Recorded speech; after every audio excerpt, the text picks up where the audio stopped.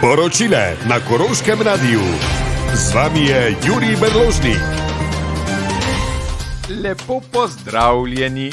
Na Ravnah na Koroškem imajo v teh dneh že pripravljeno rdečo preprogo za slavnostni sprejem.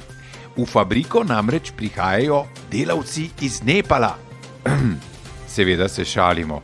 Rdeče preproge za delavce iz Nepala ne bo, samo upamo lahko, da ne bo polen, ki bi jim jih metali pod noge.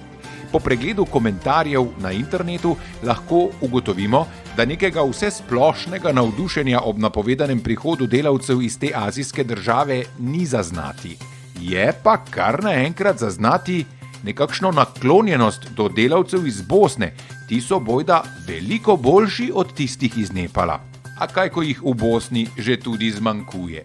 No, Nepalci so se bojda še pred prihodom na Koroško že malo učili slovenščine, tako nadaljavo, prav veliko slovenščine pa še ne znajo. Mi pravimo še sreča, ker če bi razumeli komentarje na internetu, bi si utegnili še premisliti glede prihoda na Ravne. In še opozorilo. Pomlad je pred vrati, zato je nekatere že začelo malo razganjati.